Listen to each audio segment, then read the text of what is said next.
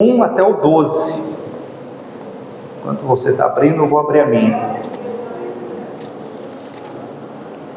Marcos 2. Irmãos, quem gosta de Bíblia aí? Quem gosta de Bíblia, de história bíblica? Quem gosta? Quem gosta? Quem gosta de uma interpretação de uma história bíblica bem profunda? Quem gosta? Tá? Então hoje é o dia. Muitos aqui, eu acredito que a maioria nunca ouviu essa mensagem. Eu vou começar a ler e falar, essa eu já sei. Não sabe nada. Você não sabe nada. A história do paralítico de Cafarnaum. Vamos ler? E alguns dias depois, eu vou falar sobre cura hoje. Glória a Deus. Entrou outra vez em Cafarnaum e soube que estava em casa. E logo se ajuntaram tantos, que nem ainda nos lugares junto à porta cabia, e anunciava-lhes a palavra. Está falando de Jesus. E vieram ter com ele, conduzindo um paralítico trazido por 4, e não podendo se aproximar dele por causa da multidão. Presta atenção, descobriram o telhado onde ele estava, fazendo um buraco, baixaram o leito em que jazia o paralítico. E Jesus, vendo a fé deles, disse ao paralítico: filho, perdoados estão teus pecados. E ali estava sentado alguns dos escribas que arrazoavam em seus corações, caçoavam. Porque diz assim blasfêmias: quem pode perdoar senão Deus? E Jesus, conhecendo logo em seu espírito que arrazoavam entre si, lhe disse: por que arrazoais sobre estas coisas em vossos corações? Qual é mais fácil, dizer ao paralítico: estão perdoados os teus pecados, ou dizer: levanta-te, toma o teu leito e anda? Ora, para que saibais que o Filho do Homem tem na terra poder para perdoar pecados, disse ao paralítico: a ti te digo, levanta-te, toma o teu leito e vai para a tua casa. Então levantou-se e, tomando logo o leito, saiu da presença de todos, de sorte que todos admiravam e glorificavam a Deus, dizendo: nunca tal vimos. Fecha os teus olhos.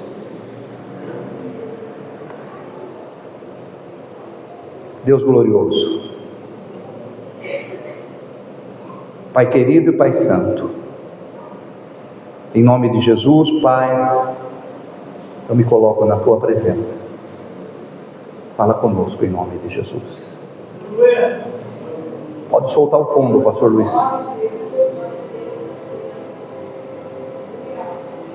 Irmão, eu sei que aqui tem muitas pessoas que têm anos e anos de igreja.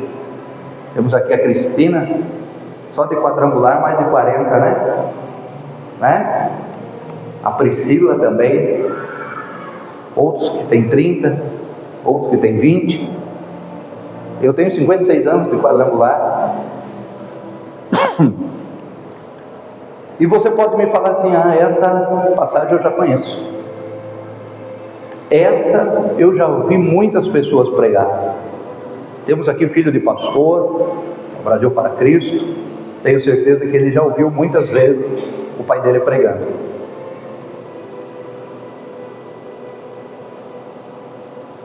Eu já preguei, irmão, sobre esse paralítico várias vezes.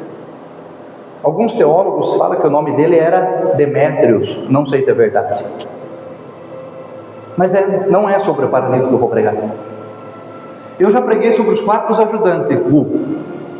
Os 4 ajudantes que levaram o paralítico, fizeram um buraco por cima da casa, desceram o paralítico. E sobre esses 4 ajudantes, eu lembro que eu já até coloquei nome deles, dizendo: um é fé, outra é atitude, assim por diante, outra é firmeza, outra é coragem. E é isso que você tem que ter. Mas também não é isso que eu vou pregar. Irmãos, eu vou pregar sobre o dono dessa casa, Francisco. Você já pensou se eu for fazer um culto na tua casa e enche de gente e não tem lugar para entrar, e alguém faz um buraco no seu telhado, você vai ficar feliz? Nem eu. Porque fizeram um buraco na casa do homem. Viu, Marquinhos, você que é especialista em telha e em telhado? Fizeram um buraco no telhado do homem. É sobre esse homem que eu vou pregar. Pastor, aonde o senhor quer chegar? Eu quero chegar que os meus mestres, aqueles pastores que me ensinaram, eles pregaram várias vezes sobre o paralítico de Cafarnaum e pregaram sobre o paralítico, pregaram sobre os 4 ajudantes. Pode ver que eles eram um quadrangular, eram 4. Mas nunca ninguém pregou sobre o dono da casa. O dono da casa, irmãos, ele passou por uma situação difícil. Já pensou, Rodrigo? Vamos fazer um culto lá no seu comércio lá. E começa a ver gente, não cabe mais, não dá para entrar pela porta. Gente daquele que se põe o pé aqui, se você tirar outra pessoa, põe no lugar. Estava tudo espremido. E de repente fizeram um buraco na casa do homem. O que você faria? Pastor, eu sou crente, mas será que você continuaria crente? Porque um buraco para passar uma pessoa não é qualquer buraco. Guarde isso que eu estou falando. Eu vou passar para um outro assunto, daqui a pouco eu vou voltar aqui.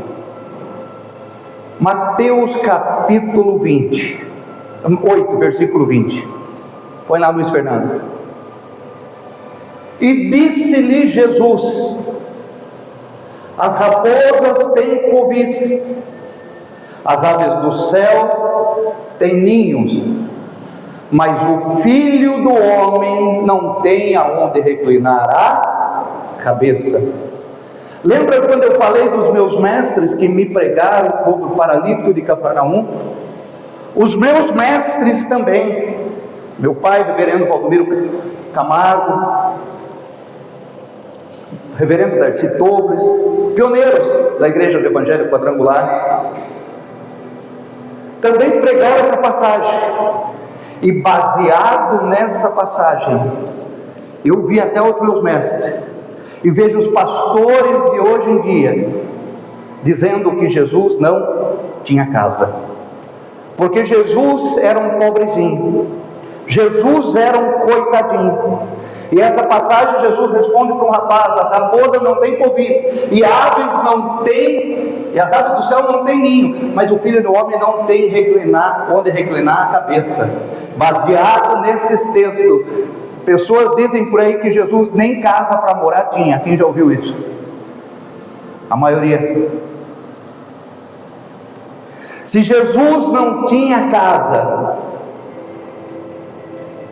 eu quero que você explique para mim Mateus capítulo 4, versículo 13. Se você não tem Bíblia, acompanhe lá. E deixando Nazaré, foi? Só os vivos, foi? Deixando Nazaré, foi habitar em Cafarnaum. Eu disse que essa é a pregação para quem gosta de Bíblia e vai sair curado daqui. Deixando Nazaré, foi? Quem vai habitar vai morar numa casa, cidade marítima, nos confins de... Só os vivos. Irmãos, olha, Jesus deixou a casa de Maria, de José, e foi habitar nos confins de Zebulon e Naftali. Se você ainda confirma que Jesus não tinha casa, explica para mim Evangelho de João, coloca lá, Luiz Fernando, Evangelho de João, capítulo 1, enquanto o Luciano Fernando põe, verso 35 até o 39. No dia seguinte, João estava outra vez ali, e 2 dos seus discípulos, e vendo passar Jesus, disse: eis aí o Cordeiro de Deus. 37. E 2 dos seus discípulos, ouvindo dizer Jesus, o seguiram a Jesus. 38. E Jesus voltando, e vendo que eles o seguiam, disse: que buscai? E eles disseram: Rabi, que traduzido quer dizer mestre. Perguntaram para Jesus: onde moras? E ele lhe disse: vinde e vede. Foram e viram onde Jesus morava, e ficaram com ele ali aquele dia, e era quase a hora 10ª. Se ainda você não acredita que Jesus não tinha casa, daqui a pouco eu começo a pregar, irmão.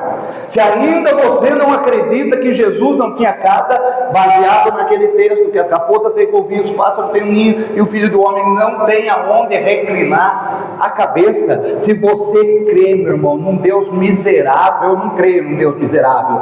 Tem gente que pede casa para Deus, pede casa para Jesus, só pode dar para você aquele que tem. Amém? Já que João capítulo 1, versículo 39, não convence você, Mateus capítulo 13, falei que hoje é Bíblia, versículo 1, olha lá: e tendo Jesus saído naquele dia estava sentado junto ao morava na beira da praia.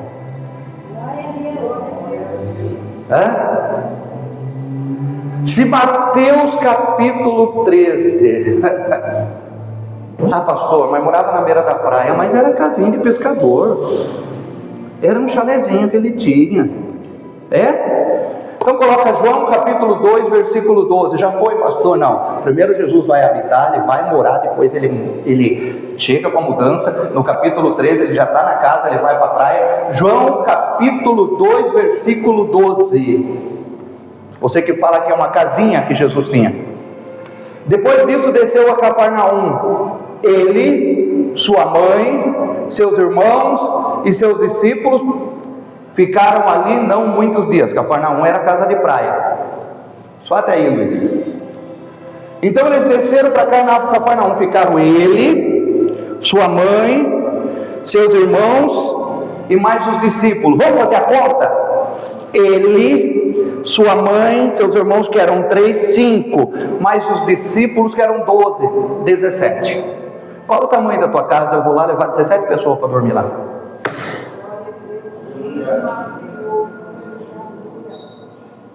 Então Jesus tinha uma casa muito boa na frente da praia. Acontece que os crentes do século 21 e do século 20, Jesus não era um coitadinho.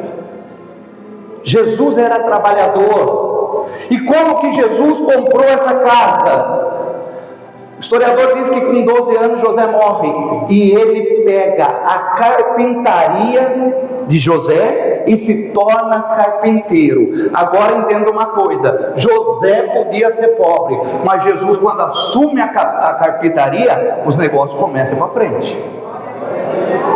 Não, você não entendeu. Talvez os seus negócios, a sua finança não está indo para frente. Talvez não está dando dinheiro, talvez não está dando lucro. Mas deixa eu falar, deixa Jesus assumir o controle de tudo. Ele tem para dar, Ele tem para curar, Ele tem para restaurar, Ele tem para mudar, Ele tem para levantar. Aquele que está caído, que fica de pé; aquele que está doente, que fique curado; aquele que está triste, que fique alegre. Jesus Cristo está aqui nessa noite dizendo para você: ô meu irmão, ô minha irmã, eu tenho para te entregar. Então essa noite é noite de cura divina. Então Jesus assume a carpintaria. Eu falei 5 versículos aí, tem mais, que Jesus tinha casa. Quando Jesus assume a carpintaria, as coisas começam a dar certo, irmãos.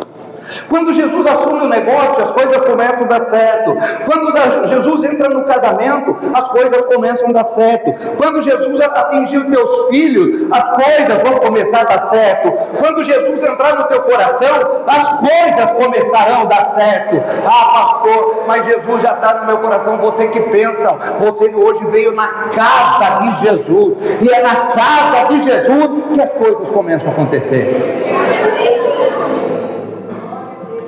Aranha que aranha tem casa. João de Barro, quem conhece? Que é João de Barro tem casa.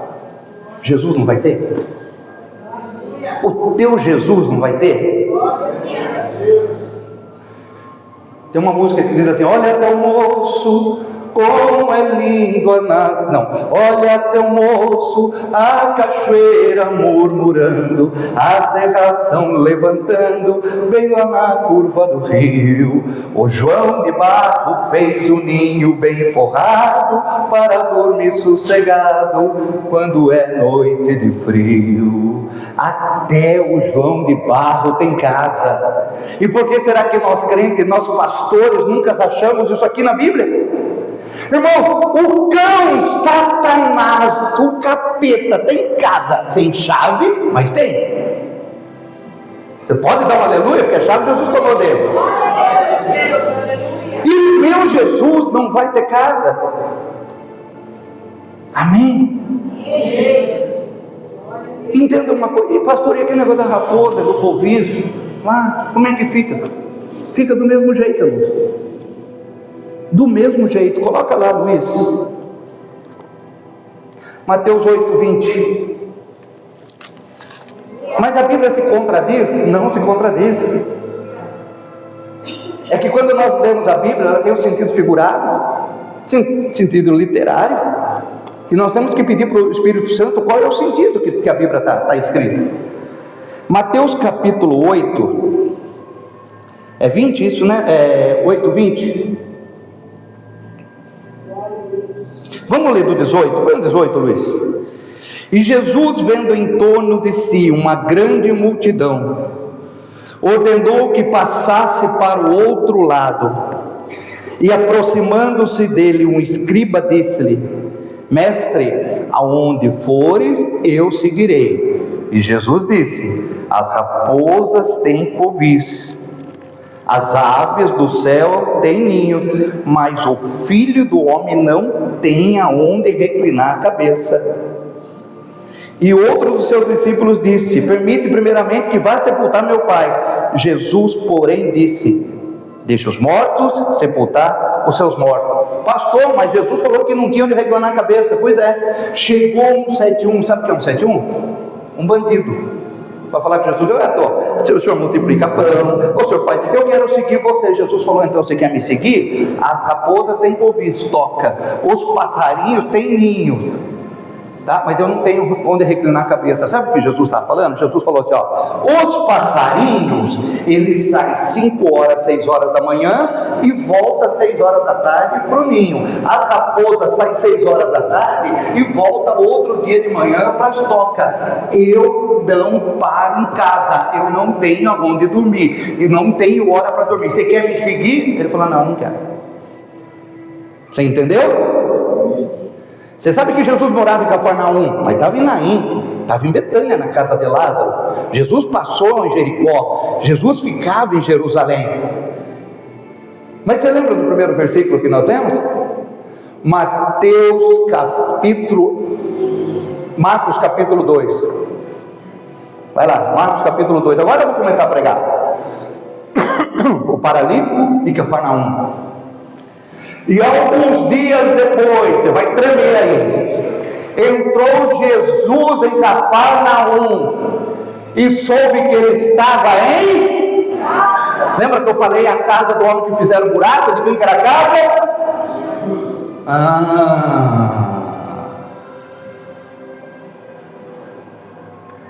Era a casa de Jesus na beira da praia. Irmãos, tem algumas coisas que acontecem quando Jesus está em casa, e vai acontecer hoje aqui. Então tinha tanta gente que eles tiveram que fazer um buraco na casa de Jesus, aonde ele morava, nos confins de Zebulon e Naftali, Cafarnaum, na beira da praia. Eu lembro uma vez que eu preguei isso, e eu comecei a pensar, falei: puxa vida, isso é coisa da minha cabeça. Quem gosta de feira aí? Quem gosta de ir na feira? Imagina a feira de Cafarnaum, igual essa feira que tem aqui. De repente chega uma mulher lá, Gabigol, chega uma mulher lá e fala: olha, o que o senhor tem para vender? Vamos dizer que é a nossa feira aqui, nordestina, né? E o cara fala: eu tenho rapadura, o que mais tem no Nordeste? Farinha de tapioca, beiju, né, Leandrão? Beiju, biscoito Globo. E aquela mulher chega numa barraquinha e fala assim: olha, o senhor entrega? Entrega. Aí então dá uns 4 girimum, dá aí uns 5 quilos de rapadura, porque os meninos gostam. Farinha de tapioca? Tem, tá torradinha. Caldo de cana caiana? Tem garrafada. Pimenta malagueta? Tem, daquela ardida. O senhor entrega. Então vai botando aqui na sacola e tal. E o dono da feira, o dono da barraca fala: onde a senhora mora? Você pode da minha cabeça, não está na Bíblia, vai procurar. E ela diz assim: eu moro lá nos confins de Zebulon e Naftali. Eu moro do lado da casa de um famoso. E aquele cara daquela barraca pergunta para aquela mulher: você está brincando? Você mora do lado da casa de Jesus? É. E como que é lá? Ela fala: olha, ele não para muito lá. Ele vai para Betânia, na casa de Lázaro. Ele já passou em Naim. Ele já passou em Jericó. Ele vai no templo em Jerusalém. Ele fica no mar da Galileia. Mas quando ele está lá, tem uma multidão naquele lugar. E quando ele está na casa, de longe, eu sou vizinho dele, eu começo a escutar o povo glorificando, eu começo a escutar o povo falando aleluia, eu começo a escutar o povo falando eu estou curado, eu começo a escutar o povo falar eu estou feliz, eu começo a escutar o povo falar: olha, eu estou transformado. E daí aquele cara da barraca fala assim: mas como assim, minha senhora? Por que acontece isso? Ela fala: porque Jesus, quando ele chega na casa, aleluia, os leprosos são purificados, os cegos começam a enxergar, aqueles que têm as enfermidades de diversas situações são curadas, as pessoas saem lá restauradas. Eu quero que você olhe para alguém e fale: Jesus está na casa.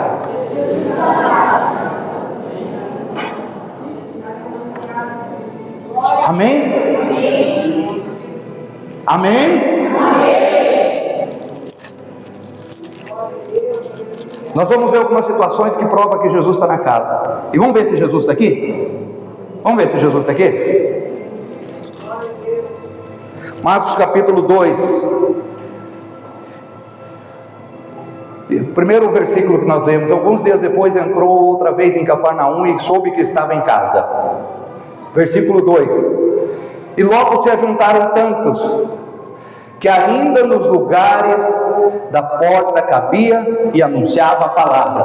Primeira coisa que prova que Jesus está na casa é quando se ajuntam muitas pessoas. Está escrito ali. Quando se ajunta muitas pessoas, e logo se ajuntaram tanto, quando se ajunta muita pessoa, é prova que Jesus está na casa. Segundo lugar, e anunciava-lhe a palavra.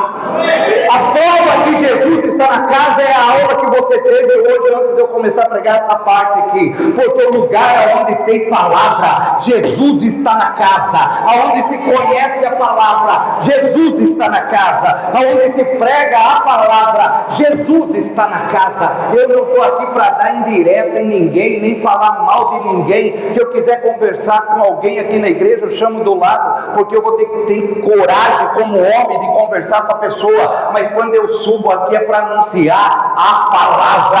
O lugar aqui que eu estou em pé hoje não é para me dar indireta, não é para falar da minha vida, falar do que passou lá atrás. O lugar que estou aqui nessa noite é para anunciar a palavra. A palavra, a palavra. Aleluia!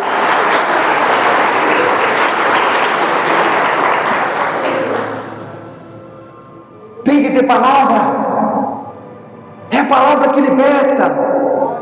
ter o conhecimento bíblico, é o debruçar no dia de culto, como o seu pastor faz, sua pastora faz, o pastor Luiz Fernando faz. Você viu, o pastor Luiz Fernando nem foi trabalhar, queria pregar sexta-feira. Eu achei bonito isso daí, porque está preocupado com a palavra. E aquele dia que você não foi trabalhar, que você ficou preparando a mensagem, você viu como Deus te usou aqui? E Deus usa poderosamente aquele que se dedica à palavra. Meu irmão, está em dificuldade na tua casa, se tem uma Bíblia, seja dessa física ou no celular, leia a palavra liberta, a palavra restaura, a palavra expulsa demônios. E a palavra lhe anunciava aleluia. Quando Jesus está na casa tem união, próximo versículo. E vieram ter com ele conduzido um paralítico trazido por 4. Quando Jesus está na casa, os amigos trazem outros amigos até Jesus. Sabe por quê? Porque Jesus vai curar, porque Jesus vai restaurar. Quando Jesus está na casa tem união. Continua, versículo 4. E não podendo aproximar-se dele por causa da multidão, descobrir o telhado onde estava ele, fazendo buraco, baixaram o paralítico em que jazia o paralítico. Continua. E Jesus, vendo a fé dele, disse ao paralítico: perdoados estão os seus pecados. Quando Jesus está na casa, Jesus vai olhar e vai ver a fé de algumas pessoas. Jesus viu a fé deles. Jesus está olhando, está passando no meio do corredor, aí vê qual é o tamanho da sua fé. Porque quando Jesus vê o tamanho da fé, o milagre começa a acontecer. Segunda coisa, quando Jesus está na casa, os pecados são perdoados. Olha lá. Não, volta, Luiz. Perdoados estão os seus pecados. Glória a Deus. Eu não concordo com aquele negócio pecadinho e pecadão. Para mim é tudo pecado. Para mim é tudo pecado. Não tem pecadinho e pecadão. Mas uma coisa eu sei: aquele que é poderoso para perdoar pecado está aqui nessa noite. Então não importa se é pecadinho ou pecadão, mas quando Jesus está na casa, os pecados são perdoados. Amém?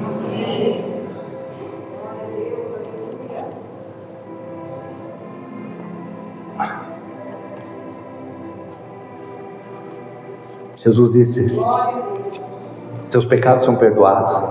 E sabe que os fariseus eles estavam no meio, né? Irmãos, fariseu não é... A gente fala, fariseu naquela época era chique. Sabe quem eram os fariseus? Eram os religiosos. Eram os sacerdotes, sumo sacerdote. Eram os líderes da igreja. Só que eles estavam tão calcificados, eles eram tão fanáticos religiosos, que eles viam pecados nos outros e não viam nos deles. Que coisa triste, né? Esses dias eu falei para alguém, acho que foi lá na live da mãe do Luiz. As pessoas às vezes não vêm para a igreja evangélica porque pensam que tem um homem lá com uma Bíblia desse tamanho na mão, um pastor com uma Bíblia desse tamanho na mão, batendo na cabeça dela, falando: você vai para o inferno, você vai para o inferno, você vai para o inferno. Quem sou eu? Quem sou eu para mandar alguém para o inferno?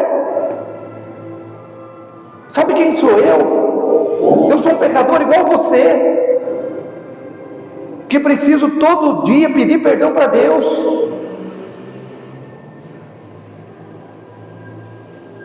Em nome de Jesus, isso não vai acontecer. Não vai acontecer. Mas vamos supor que o Gustavo cometa um pecado. Agora, saiu e cometeu um pecado. Sabe o que acontece? No mundo espiritual, Satanás faz, sobe, vai até os céus, e a Bíblia diz isso, e acusa o Gustavo. O Gustavo pecou. Acusa perante Deus. Aprenda isso. Acusa perante Deus. Dia e noite. Apocalipse 12 está escrito isso. nosso adversário que foi derrotado, aquele que nos acusava dia e noite. Se você ler o livro de Jó, Satanás foi falar mal de Jó para Deus.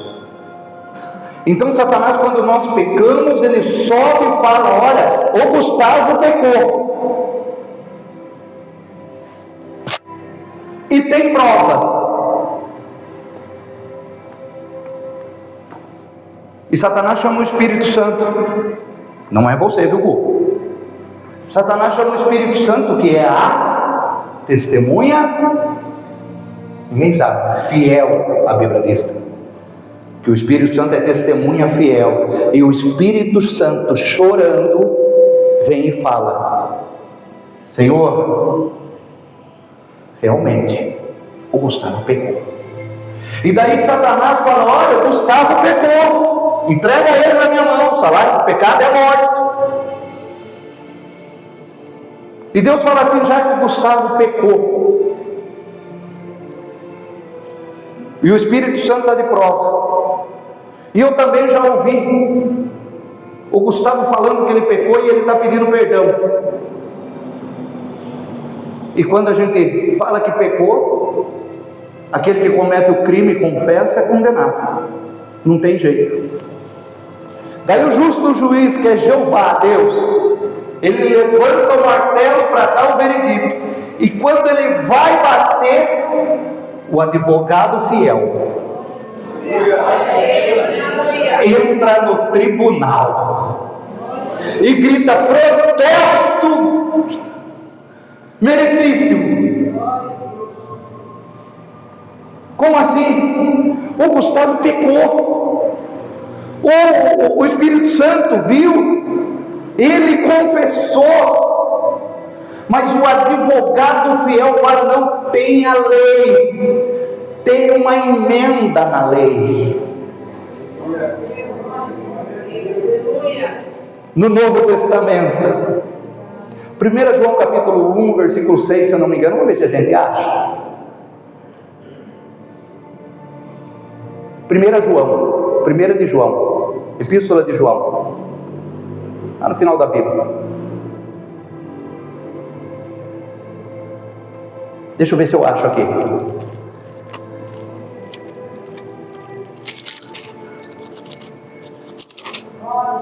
Capítulo 1, versículo 6, filho.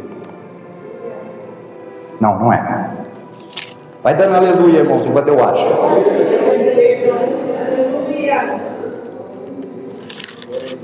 Apocalipse, eu volto para trás, é melhor. Judas, João, vou ver achar, vou achar.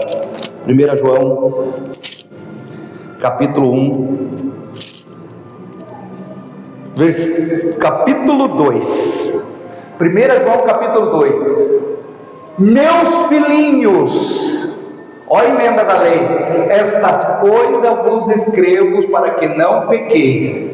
E se alguém pecar, temos um advogado para com o Pai, Jesus Cristo, o justo.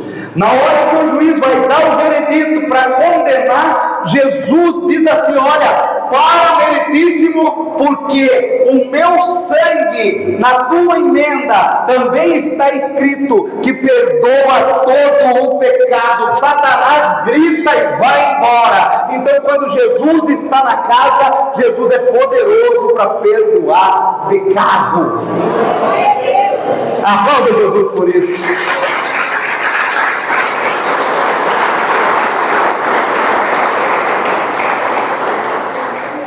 Amém? E depois que ele perdoa pecado, o paralítico está na maca. Jesus diz assim: vamos continuar, Luiz?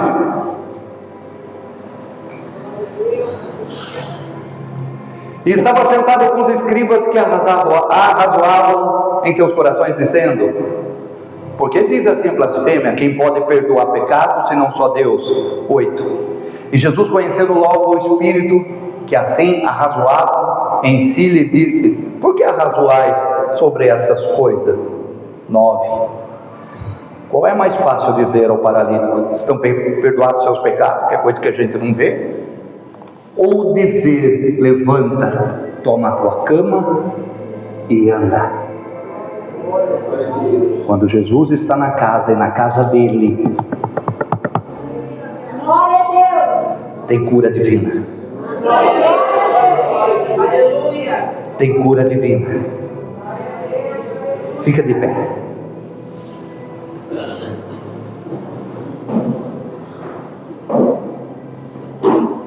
Quando Jesus está em casa, então aquele homem que teve feito um buraco na casa dele, aquela casa era de Jesus.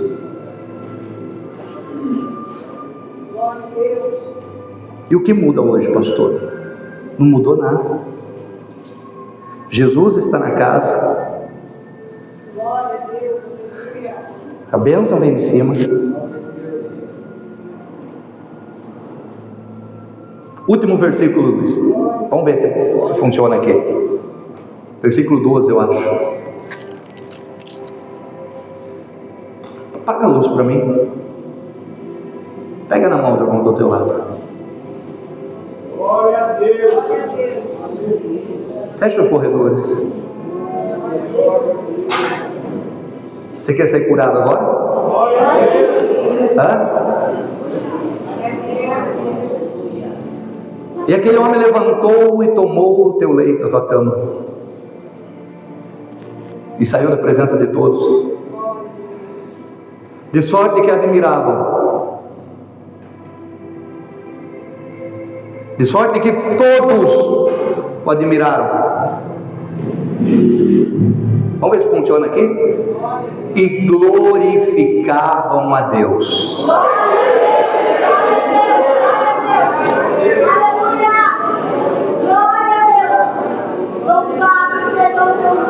Eu fiz tudo esse rodeio só para dizer para você que Jesus está na casa hoje. Aqui é a casa dele. E quando você começar a glorificar,